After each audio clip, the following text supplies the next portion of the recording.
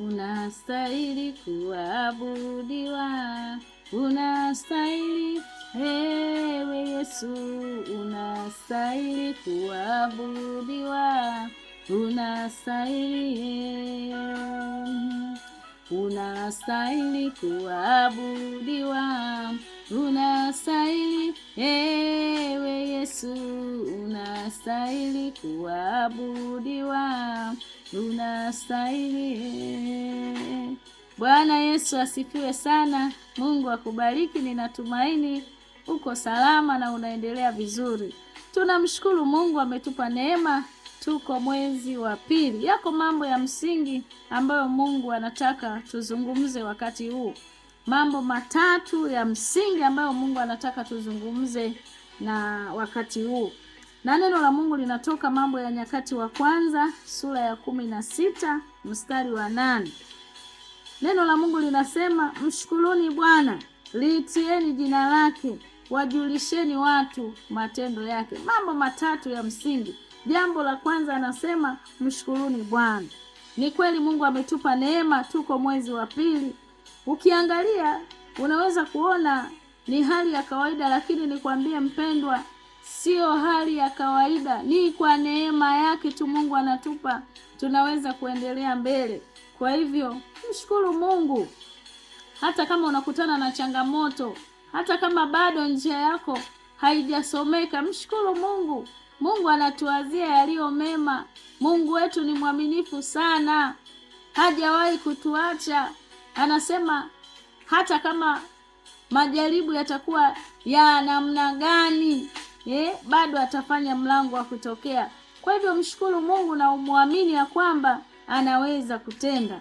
Na jambo la pili anasema liitieni jina lake. Tunakumbushwa tumuite Bwana.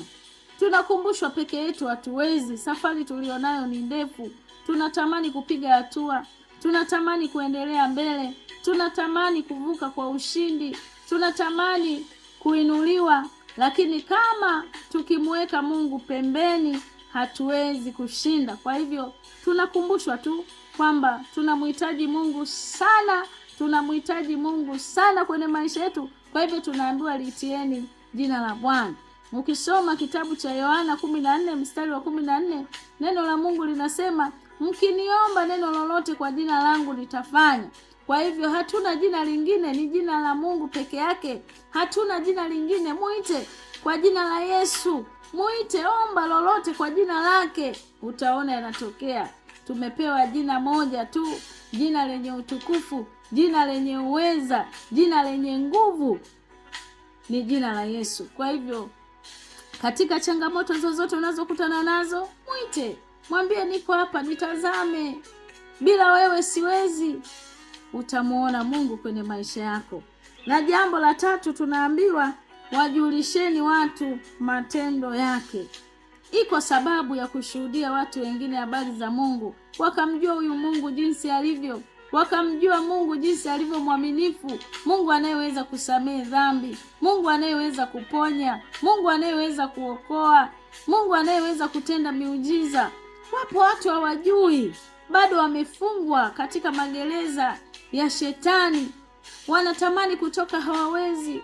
Sasa usikae kimya. Mungu amekupa neema.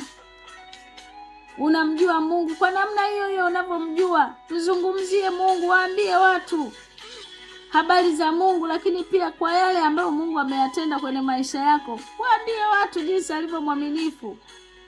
Basi tunakumbushwa tu kwamba tumshukuru Mungu, tuendelee kumtegemea Mungu, manake tuliitie jina lake, na tuwaambie watu habari za Mungu.